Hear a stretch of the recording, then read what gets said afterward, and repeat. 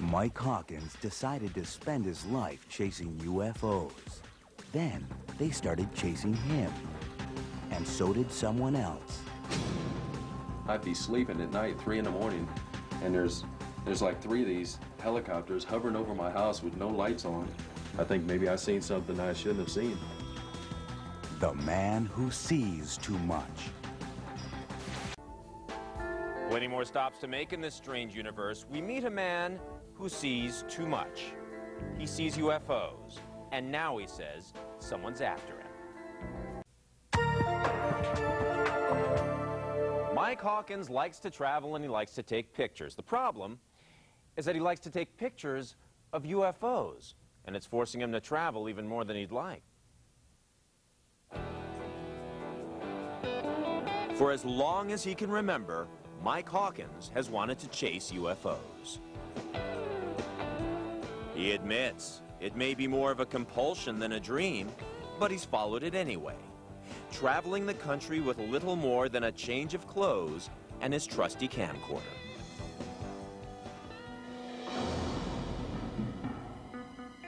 But as soon as he hit the road, something really strange happened to Mike Hawkins. Before he could find any UFOs, he says they found him, and now they just won't leave him alone. And neither will those pesky black helicopters and men in black. I think the helicopters were harassing me. You know, why else would they come right over my house and just hover and then take off? Mike Hawkins traces it all back more than 20 years to when he was a kid growing up in Texas. But when I was about 7 years old, I saw a UFO with my parents, and my dad chased it in his car down the highway. Years later, as an adult living in Seattle, the memories came flowing back when he saw a news report about UFOs on TV. They were talking about Gulf Breeze, Florida, that you can see a UFO every day. Mike Hawkins decided then and there to pack up and head to the UFO capital to try to see one for himself and to capture it on video. On the way to Gulf Breeze, he stopped off in Topeka, Kansas to see his dad.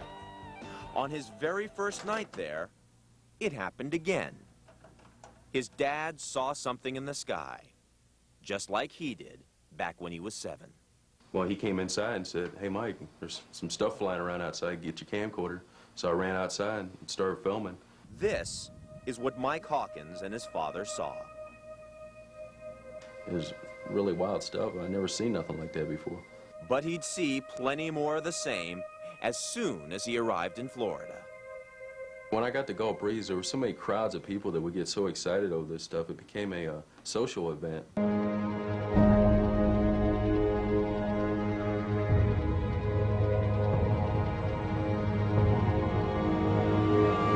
Mike Hawkins has hundreds of shots of what he claims are unidentified flying objects over Gulf Breeze. This one is his favorite. And that wasn't all he saw in Gulf Breeze. I had people in black limousine-type vehicles stop in front of my house.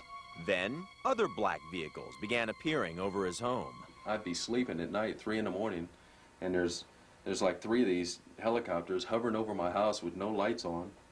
Men in black, black helicopters, the Phantom, and some say sinister forces who are said to show up when UFOs are sighted. No one knows where they're from. Mike Hawkins says the mysterious visitors actually came right into his home while he was out. I came inside, my door alarm was sounding, and I'm looking around, and here's all my videotapes. Some of them were out of their cases. Mike Hawkins thinks he might have seen and captured too much. I think it was just a harassment technique to get me to get out of UFOs, to totally get out of it. The alleged harassment didn't get him out of UFOs, but it did get him out of Gulf Breeze. Mike Hawkins moved to Roswell, New Mexico, site of the alleged crash of an alien spaceship in 1947. I came here to see the UFO museums. And then, it happened again. just a week after the 50th anniversary of the Roswell incident and the government's official closing of the investigation of the case. This is a UFO I filmed here in Roswell. I say UFO, you know, I'm not saying it's alien. I'm saying it's unidentified. I don't know what it is. Mike Hawkins says his footage isn't the best he's ever shot because for some unknown reason, his camera turned itself off. My camcorder never done that before.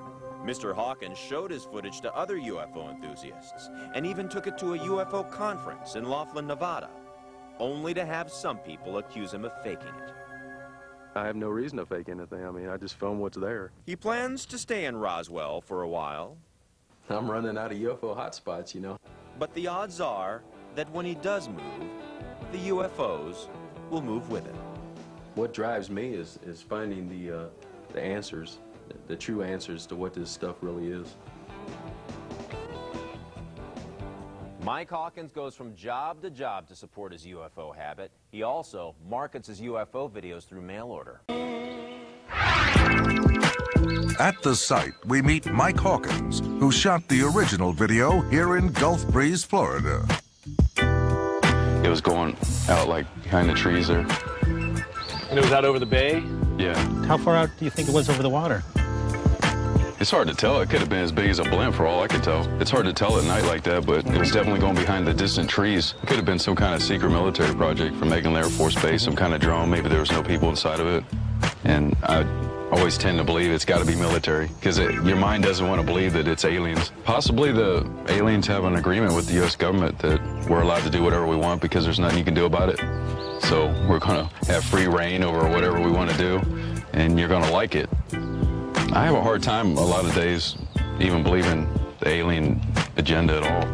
But then other days I think, well, maybe it's plausible. I wish I would physically see an alien, then I would know. We'll see what we can do. Yeah. We'll take care of that.